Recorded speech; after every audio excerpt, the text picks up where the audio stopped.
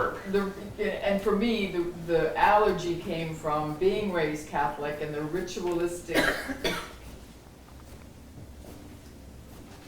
pathology of that for me, and so it was just like, it doesn't make any sense to me, so I kind of just pushed it all away. And that's kind of in alignment, and that's where we have to be careful about letting these words take on a life of their own, or our personal experience dictate the definition of the entire word, or it's the same with religion, right? It's like I've been posting on Facebook, I'm creating polarity around that with people right now. It's like, what is it? What is it that you do? First define religion for me, right? I made a post this long on Facebook about the need for a new religion. I got 40 comments all over the board about what was wrong with religion, and not one single one of them addressed. And I had went through every one of those critiques before they even said it, and they acted like they didn't even read it. They just vomited something about that had no reference to religion at all, And I was like, did you read my post? I just, right here, I just addressed that very thing, and then you just said it again, And so I put a post last night that said, please define religion for me. I want to understand what it is, right? I'm going to just make a point of this because I think it's important to understand. Steve and I were talking about this in the back room.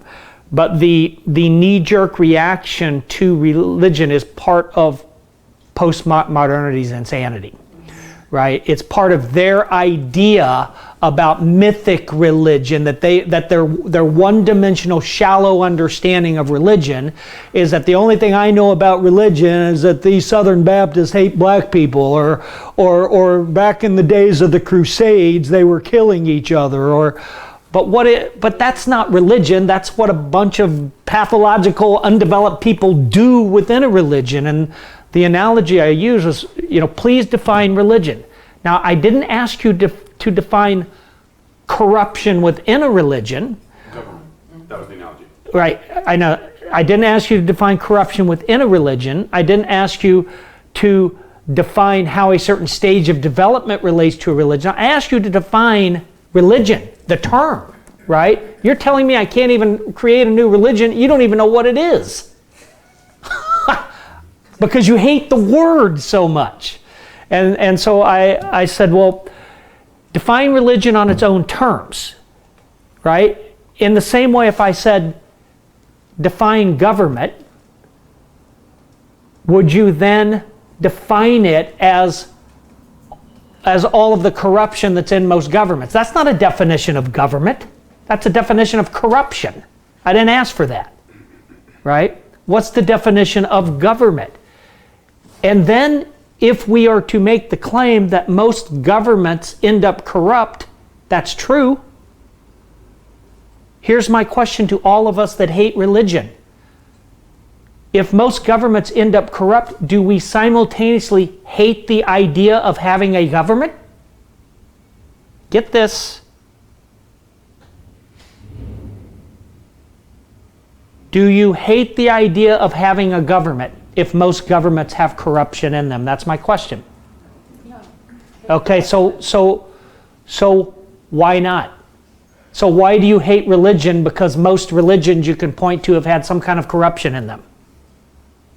Maybe it's the lower brain fear that's going to do the same thing. Yeah, it's the corruption. We're not addressing what a lot of us are doing is we're not looking at the behavior, we're not looking at the corruption, we're labeling it all together. An extreme, unhealthy postmodernists do identify as anarchists, right? Right, and so I then said that, and this is going to ruffle some feathers, but I'm going to stick to it, and I'm going to keep creating this polarity.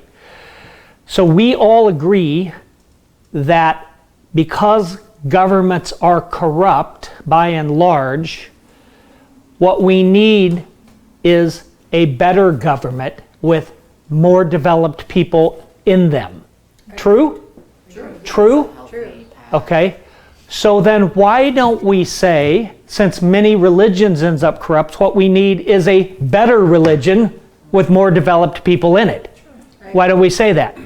Here's what we say. Here's what we don't say if we say governments are corrupt. What we don't say is then, oh, so what we need is no government. We need the absence of government. We need anarchy. None of us here believe that, right? No. But here's what we've done. Spiritual but not religious is the anarchy of religion. That's what it is. And it's a mile wide and an inch deep. And it doesn't mean anything. It's really not true either. What's not? You can't be spiritual without religion. Right. Right. And it's superficial. Some beliefs somewhere. I mean, religion is just a structure of beliefs. That's why I asked for it to be defined, right? It's like we don't define government in the form of its corruption or at some point in time that we remember it. And we don't call for the end of all government. That's what we've done in postmodern unity New Age circles. We've called for the end of all religion, and let's introduce this thing called spiritual but not religion, which is just a bunch of watered down superficial mess. It's anarchy. It's no structure. It's no discipline. It's no accountability. It's no path. It's no map. It's no teaching. It's just anything goes. That's anarchy. Nihilism and narcissism. What we need is a religion that works for the people at the leading edge.